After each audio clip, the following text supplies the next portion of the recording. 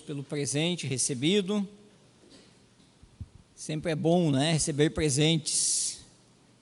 Vocês viram que eu orei muito, né? Foram 32 dias atrás, meu aniversário, né?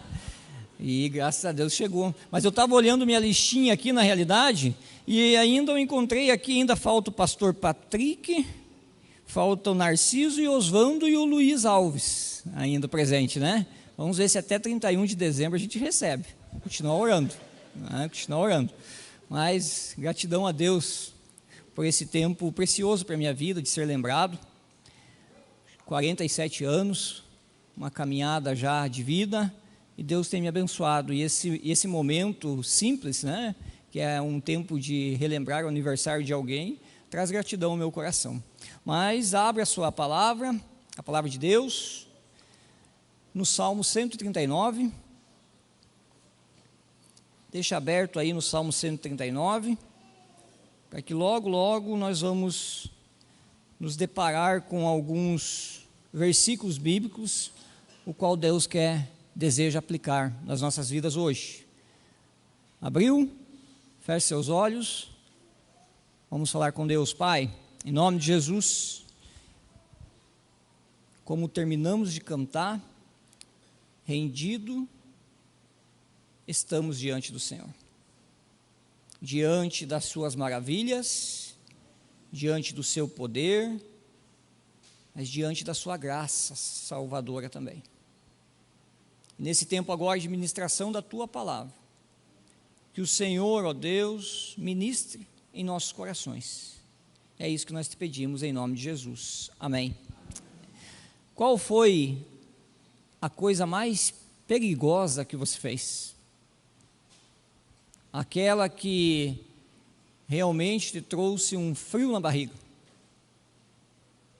De repente você já saltou de paraquedas, de repente você já pulou de um carro andando, de repente você fez alguma atividade no seu trabalho que de repente te causou um certo frio na barriga diante daquela situação perigosa na qual você for exposta. Eu tive uma situação que me marcou muito a minha vida, foi no ano de 1997, uma situação muito triste, na realidade, mas eu lembro como se fosse no dia de hoje, porque trouxe um certo impacto para a minha vivência. Em 1997, então, num exercício militar, tivemos um acidente com uma granada, e essa granada acabou matando 3 pessoas e ferindo mais 3.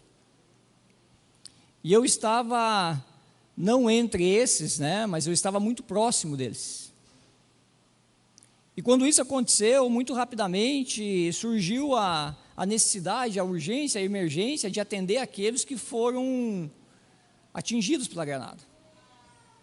E muito rapidamente, então, pegamos ali a manta e pegamos também as hastes da barraca, fizemos as macas, e eu fui conduzido juntamente com um capitão numa região onde ainda tinha algumas granadas não estouradas, não acionadas, que no contexto da linguagem militar, alguns tijolos quentes. Mas a fim de salvar, né, a fim de cuidar, a fim de prestar aquela ajuda naquele momento, eu não pensei muito, simplesmente fui. E aonde um pisava, o outro pisava. E ali então prestamos o socorro. Descemos até o local, aqueles que estavam feridos, colocamos na maca e voltamos. E eles foram atendidos. Infelizmente, a granada levou 3 à morte e 3 até hoje ainda com as sequelas. Mas aquele momento ficou marcado porque eu não pensei muito diante daquela situação, simplesmente agi e fiz. Mas era uma situação que se eu pensasse, se eu refletisse, se eu tivesse 1 minuto, 30 segundos da consciência da onde eu estava entrando, provavelmente eu não entraria. Não faria aquilo. Um tempo atrás, aí uns 5, 6 anos, e eu tentei recuperar esse artigo e não consegui recuperar esse artigo, para que eu pudesse estar citando aqui o autor, mas eu li um artigo onde falava sobre orações inofensivas e orações perigosas. E as orações inofensivas são aquelas que não trazem nenhum risco à nossa zona de conforto. Aquelas onde nós somos o centro da oração. Orações protocolares, como por exemplo, sem muita intenção, sem muita atenção. Aquelas orações que seguem o protocolo cotidiano, que marcam a exigência daquele momento, as quais muitas vezes, infelizmente, nós praticamos. Orações supersticiosas, aonde nós não temos a compreensão do que estamos fazendo realmente, o propósito para o qual existe a oração, então nós praticamos ela por meio de rituais, ou acreditamos que se orarmos 7 vezes, 14 vezes, 21 vezes, o importante é 7 em 7, um número perfeito, isso vai fazer toda a diferença. Mas também orações inofensivas são encontradas naquelas que são orações muito técnicas, preocupada com muito mais com as palavras sofisticadas, com uma narrativa da teologia, começando pela criação, terminando com a escatologia, com orações que têm os seus contornos, mas na verdade sem paixão, sem demonstração de comunhão com Deus. O que dizer então das inofensivas, no sentido de orações consumistas? Aquelas que então realmente estão focadas em nós, no sentido de tirar proveito das bênçãos de Deus. Então a todo momento nós nos colocamos diante de Deus e pedimos, e não sabemos fazer outra coisa a não ser pedir por nós mesmos. E esse autor, ele trazia o outro lado da oração, a oração perigosa. Porque a oração perigosa é aquela que coloca Deus no centro de todas as coisas. E não só Deus no centro, mas como coloca também o reino de Deus no centro da oração. Que desafia a nossa espiritualidade, que desafia-nos constantemente a uma transformação por meio da oração, que é uma bênção de Deus, uma dádiva de Deus dada a nós, como um canal de intimidade com Ele. Então ele trabalhava nessa direção, que orações perigosas são aquelas orações que são responsivas. Que sentido, pastor? Responsivas no sentido de nos colocarmos diante de Deus em resposta direta do que a sua palavra nos revela. Aprendemos da palavra, alimentamos o coração por meio da palavra, e assim temos condições então de nos colocar diante de Deus de forma responsiva, já vivenciando aquilo que Deus já trabalhou no nosso coração por meio da sua palavra, alinhadas com os princípios e valores das Escrituras, demonstrando submissão e senhoria a Cristo. Orações íntimas, aquelas que expressam essa vivência íntima com Deus, de um relacionamento profundo, desejoso, de um relacionamento sedento por conhecê-lo mais, por se dedicar a mais a Ele por meio da oração. Orações íntimas, onde realmente nós conseguimos nos conectar a Deus e falar das nossas mazelas, das nossas dificuldades, mas num relacionamento íntimo. Orações transformadoras também se encontram entre as listas das perigosas, porque as transformadoras são aquelas que pedem mudança do nosso coração, pedem mudança da vida, pedem mudança das nossas atitudes, dos nossos pensamentos, para que sejamos então mais e mais conformados à imagem de Cristo. Geram arrependimento genuíno, mudam o nosso coração segundo a vontade de Deus. E por fim, dentro da lista das orações perigosas, as orações mobilizadoras. Aquelas que nos impulsionam a sair da passividade e que nos colocam na atividade no reino de Deus.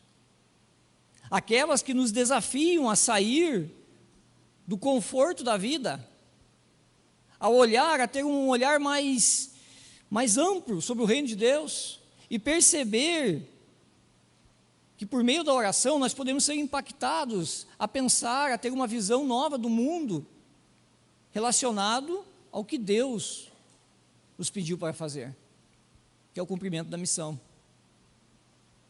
Um despertamento pela paixão, por missões, pela pregação do Evangelho, o amor ao próximo. Essas são as orações perigosas. Nada contra pedir ao Senhor, mas dependemos dEle.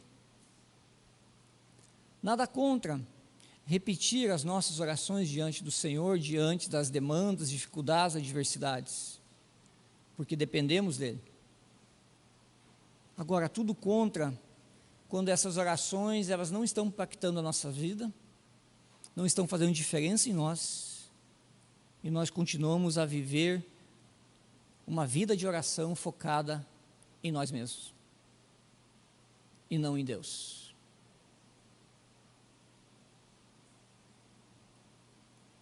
A palavra de Deus, ela nos traz alguns parâmetros e alguns pedidos muito perigosos,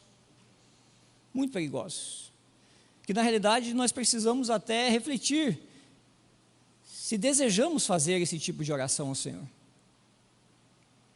Como por exemplo, os discípulos, em Lucas capítulo 11, versículo 1, vão dizer assim: Senhor, ensina-nos a orar. Já começa por aí, não é? Já começa nessa direção. Aliás, você perdeu uma aula hoje na reunião de oração que teve às 6 horas. O presbítero Ademir, excelente na exposição bíblica, nos chamando a atenção para alguns aspectos da oração.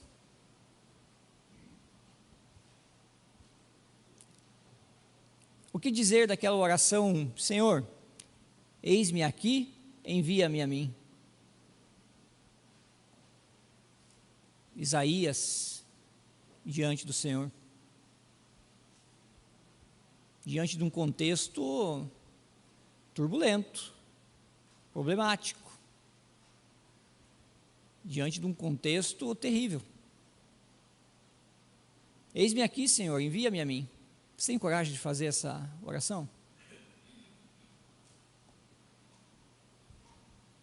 Concede-me sabedoria. Salomão. É perigoso fazer essa oração, porque de repente você está pautado tão somente, meu irmão e minha irmã, na sua sabedoria. E quando você pedir sabedoria para Deus, e a palavra de Deus diz que Deus dá sabedoria a todos que pedirem a Ele, vai ter confronto. Vai ter confronto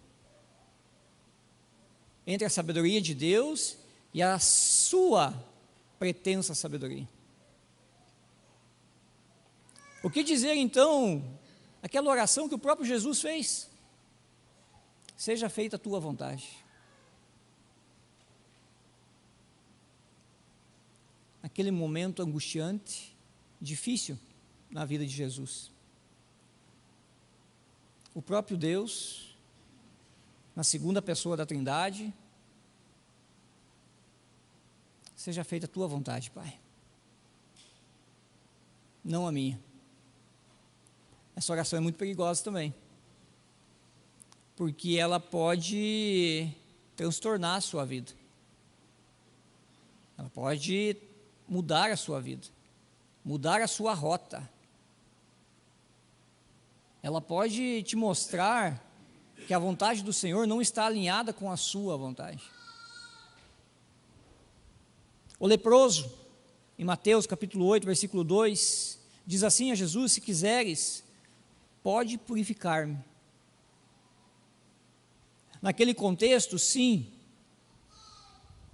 o leproso pedia por cura, mas nós entendemos no contexto da teologia, do estudo da palavra de Deus, que ali também está o significado diante do Deus vivo, do Deus que purifica o coração, que Deus limpa e tira o pecado, que Deus nos lava por completo. Está preparado para fazer essa oração?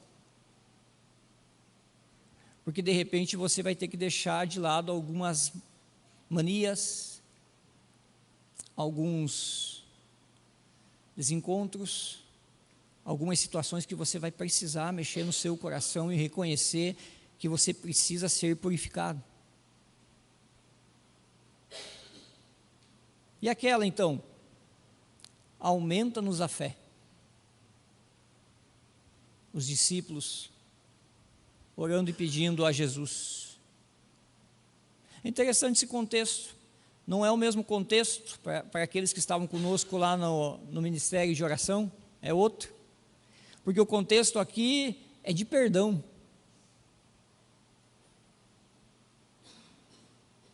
Aonde Jesus fala aos discípulos: perdoem. Senhor, 7 vezes? Não, 70 vezes 7. E os discípulos diante do Senhor, constrangidos, porque a pergunta inicialmente ela foi feita no sentido de: o Senhor vai falar 7 vezes, eu vou cumprir meu papel aqui, vou ficar com meu coração tranquilo. Mas diante da resposta do Senhor Jesus, 70 vezes 7, isso constrangeu o coração dos discípulos. E os discípulos falaram: Senhor, aumenta a nossa fé. Mas a oração, o pedido que eu gostaria hoje de ministrar na sua vida, está no Salmo 139, versículo 23 e versículo 24. É interessante que eu já preguei esse salmo aqui, no ano de 2023. E naquele tempo eu desenvolvi exatamente até o versículo de número, eu cheguei no número 24, mas a ênfase era na questão da divisão do salmo. E hoje eu gostaria de focar no versículo 23 e 24. Porque o salmista aqui, ele faz alguns pedidos ao Senhor, pedidos perigosos, por demais. Eu até diria que são extremamente perigosos. Pedidos que estão contidos aqui, que são nocivos ao velho homem. Perigosos porque revelam quem somos, revelam a nossa estrutura, a nossa natureza pecaminosa. Perigosos porque nos traz a consciência de que muitos caminhos os quais nós estamos trilhando, andando, são equivocados. Perigosos porque nos traz a clareza de que nossos pensamentos sobre alguns assuntos estão equivocados.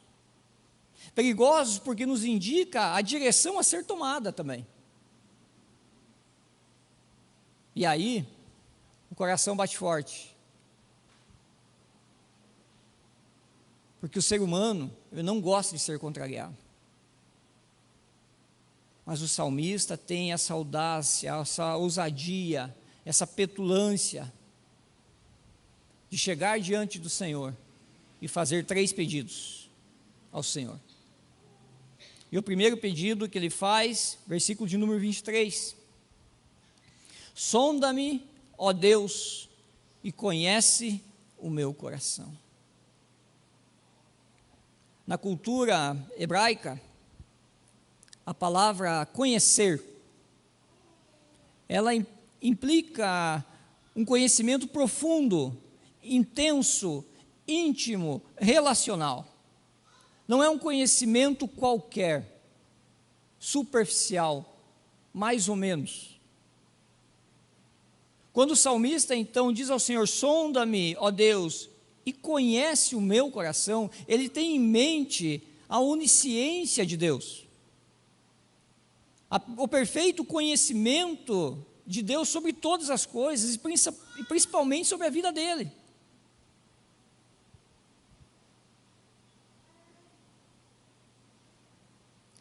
Isso é tão claro que nos versículos de 1 a 4, vai nos esclarecer essa questão da onisciência de Deus. Por que o salmista tem essa consciência que Deus conhece todas as coisas e conhece-o de forma íntima? Porque o Senhor sabe quando ele se assenta, quando ele se levanta, porque o Senhor conhece de longe os pensamentos dele, porque o Senhor sabe do seu andar, do seu deitar, porque o Senhor conhece todos os seus caminhos. O Senhor conhece até mesmo a palavra que nem chegou à boca do salmista. Isso para mim é espantoso, porque eu estou diante de um Deus grandioso, que me leva a uma reflexão de quem Ele é e de quem eu sou.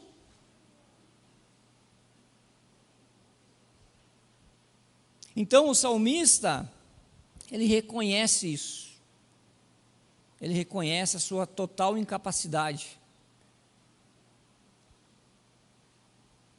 a sua pequenez, a sua limitação diante de Deus, sabendo que Deus conhece todas as coisas. Na sociedade moderna, especialmente no ambiente corporativo, e provavelmente você, meu irmão e minha irmã, já ouviram essa palavra, persona, muito usada no meio corporativo. E a palavra persona nada mais é de que uma máscara social. É um meio pelo qual as empresas apresentam-se aos consumidores.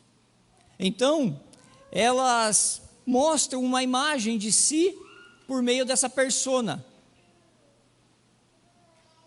E essa persona, ela nem sempre reflete a realidade dos princípios e valores que aquela empresa pratica. Mas se busca fazer isso no sentido de mostrar uma imagem idealizada, eficiente, uma imagem socialmente aceitável.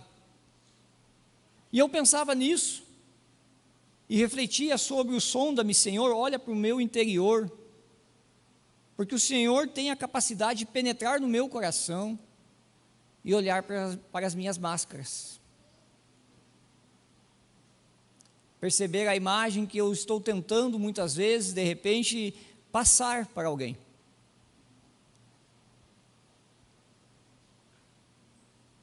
É muito preocupante cultivar uma imagem idealizada por nós mesmos. É muito preocupante gerar uma imagem diante de um contexto religioso, o qual, na realidade, quando Deus penetra no coração humano, percebe que, na realidade, não tem conexão nenhuma entre o interior e o exterior.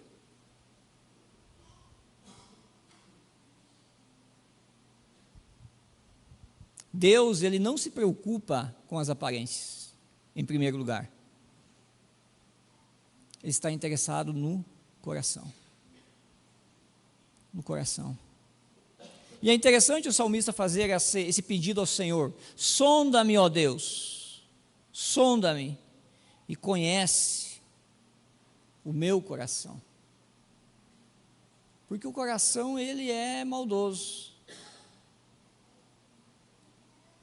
O coração, ele é enganoso, porque o coração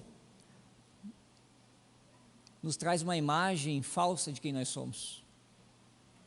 Agora, Deus conhece o nosso coração.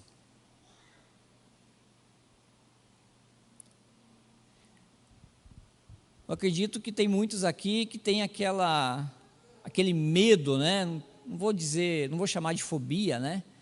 Mas aquele medo de ir no cardiologista, não tem? Eu vou lá no cardiologista e o cardiologista vai falar um monte do meu coração. vai me passar lá por aquelas maquininhas lá, né, de ultrassom e aí por diante, vai fazer até um contraste lá, e ele vai perceber as minhas falhas, as minhas deficiências. Então, por isso eu nem vou, porque se eu for, lascou. Vou descobrir que realmente estou doente. É isso aí mesmo, pastor. É esse processo que Deus faz conosco. É esse tipo de oração que nós precisamos ser ousados em fazer diante de Deus. É perigosa, porque Deus vai te trazer a consciência de muitas enfermidades. De muitas enfermidades. Mas todo diagnóstico apresenta uma solução, não apresenta? E com Deus não é diferente. O Senhor sim esquadrinha, penetra, entra, sonda o nosso coração e nos propõe uma caminhada com Ele. Um ajuste, um afinamento das veias do nosso coração diante de Deus, diante dele próprio. Então, a primeira oração perigosa, mas que eu te aconselho a fazer, é essa: sonda-me, ó Senhor, e conhece o meu coração. A segunda: prova-me e conhece os meus pensamentos. Aqui também a palavra hebraica usada para prova-me traz a ideia de testar, traz a ideia de examinar algo para avaliar sua qualidade. E essa palavra prova-me aqui, conectada com a palavra pensamentos, ela gera aquela situação onde eu me coloco no teste para que eu perceba a minha qualidade, mas a minha qualidade na questão da disposição de algo, na disposição das minhas intenções, e é algo então planejado e estruturado por mim mesmo. É um teste, de uma forma bem simples, realizado para avaliar os padrões de comportamento, padrões das nossas intenções, padrões de pensamentos, de ações, de disposição ao Senhor. Ou seja, é um processo de realinhamento moral e espiritual diante de Deus por meio da prova. Exemplificando, provavelmente também você já se deparou com aquela situação muito conhecida também nas empresas, no mundo corporativo, o selo de qualidade. Você entra num laboratório e está lá, selo de qualidade. Você entra numa panificadora e está lá, selo de qualidade. Você vai nos mais variados tipos de comércio, você encontra lá, selo de qualidade. O salmista pede para Deus para provar os seus pensamentos, para ver a qualidade da sua vida diante do Senhor, das suas intenções, dos seus desejos, das suas ações, dos seus pensamentos. E ele pede que essa avaliação seja realizada, que essa avaliação seja realizada nos padrões de Deus, baseado na santidade do próprio Deus. Prova-me e conhece, novamente, de forma profunda, os meus pensamentos, as minhas intenções. Jeremias, capítulo 17, versículo 10, vai dizer o seguinte, meus irmãos: eu provo os pensamentos para dar a cada um segundo os seus caminhos, segundo o fruto das suas ações. Esse é o complemento daquilo que Jeremias diz no versículo de número 9, que o coração é enganoso. Agora, é muito interessante que diante das provas E aqui a prova não são dificuldades. A questão aqui é você se colocar diante do Senhor e fazer essa oração perigosa, ousada diante do Senhor. Senhor, olha para mim, prova-me. O Senhor me conhece por completo. O Senhor está presente em todas as situações da minha vida, pois foi o Senhor que me formou no interior da minha mãe. Versículo de número 13. Mas também é interessante olhar para esse texto e perceber que o salmista está interessado também em ser avaliado com base na santidade do próprio Deus, com a intenção de perceber os caminhos que ele está tomando, os seus pensamentos. Toda vez que nós nos colocamos em algumas situações onde somos provados por alguma dificuldade, vamos usar a dificuldade aqui, para que eu possa explicar a vocês, a tendência muitas vezes é fugir, não é? Quando eu tinha 7 anos, indo para a escola, primeiro ano do ensino fundamental, hoje que dizem, né? Eu fui atropelado na frente da minha casa. Eu e um colega. Sabe qual foi a minha reação? O carro bateu, eu rolei, eu levantei e fugi. Porque toda vez o meu pai e minha mãe falavam para mim, olhe a rua antes de passar. Meu colega ficou estendido e eu fui para a aula. Verdade. De repente meus pais chegando lá e eu tudo esfolado. Tá? Mas a realidade é essa, diante de muitas dificuldades, quando nós nos colocamos diante de dificuldades no sentido de olhar para dentro e perceber o nosso coração e fazer esse pedido para que o Senhor prove as nossas intenções, muitas vezes nós fugimos. Mas o versículo 7 diz, para onde me ausentarei do teu espírito? Para onde fugirei da tua face? Se subo aos céus, lá estás. Se faço a minha cama no mais profundo abismo, lá estás também. Se tomo as asas da alvorada e me detenho nos confins dos mares, ainda ali a tua mão me guiará e a tua mão direita me susterá. Resumindo, não tem lugar que você possa se esconder. Não adianta fugir. Por isso que é uma oração perigosa. Se expor diante de Deus e falar, Senhor, prova as minhas intenções. O Senhor já conhece todas, eu não consigo me ausentar da sua presença, o Senhor é onipresente. Então prova a minha vida, Senhor. Terceiro lugar, guia-me. Ele vai dizer, versículo 24, se há em mim algum caminho mau, é o cumprimento, é aquela intensidade voltada ao versículo de número 23, parte A e parte B. Mas ele termina dizendo assim no versículo 24, guia-me pelo caminho eterno. E o verbo guia-me aqui significa conduzir, levar, dirigir, que nos leva a uma expressão de dependência de Deus, reconhecimento da nossa limitação humana para a gestão da vida, para a gestão da espiritualidade.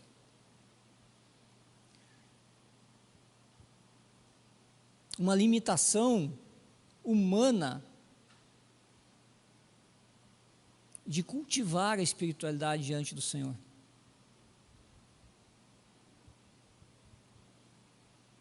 Mas também nos traz essa ação de uma rendição que nos ensina a confiar na onipotência de Deus. A confiar na onipotência de Deus.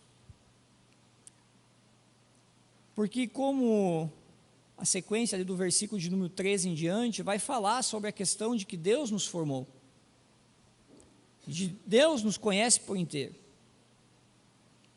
E esse significado do guia-me, na questão de levar, conduzir, dirigir, combinado com a palavra caminho, guia-me pelo caminho, traz essa noção de algo que não é uma ideia única, ou em alguns momentos, mas traz uma ideia de uma ação contínua de Deus, constante de Deus na vida. É isso, é essa a ideia do salmista. Guia-me, Senhor, pelo caminho.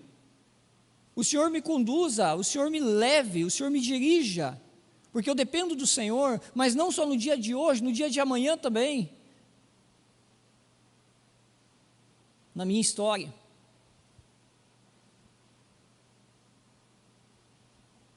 Os teus olhos, Senhor, me viram na minha substância, ainda informe. Versículo de número 16. E no teu livro, foram escritos todos os meus dias, cada um deles escrito e determinado, quando nenhum deles ainda existia. A consciência do salmista aqui é extraordinária, porque ele reconhece que Deus está na história dele todo o tempo, antes do seu nascimento e por toda a eternidade. Por isso que o salmista termina dizendo: guia-me pelo caminho eterno. Não é um qualquer caminho, pelo caminho eterno, um caminho verdadeiro, um caminho justo, um caminho que reflete a cruz de Cristo, conquistado por Cristo,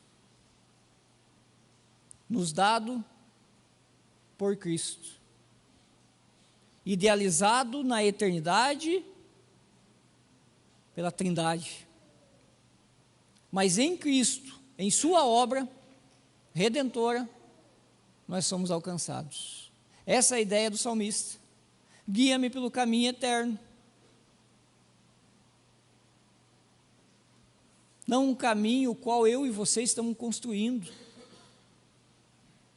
ou quem sabe, um caminho que nós estejamos insistindo, ou quem sabe, um caminho o qual alguém está tentando colocar, inculcar em nossa mente, que devemos seguir esse caminho, e que essa é a direção certa, porque existe muitos guias,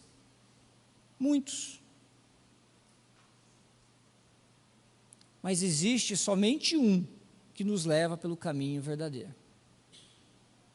que é Cristo. Cristo, somente Ele. Conclusão: 3 coisas para você praticar, pensar, refletir. Você é corajoso para permitir que o Senhor sonde o seu coração?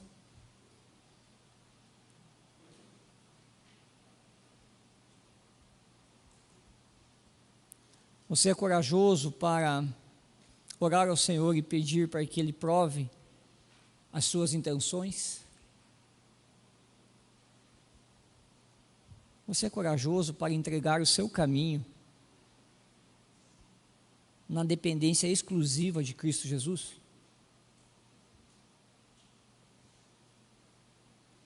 É muito perigoso. Sabe por quê? Porque a sua vida será transformada, transtornada,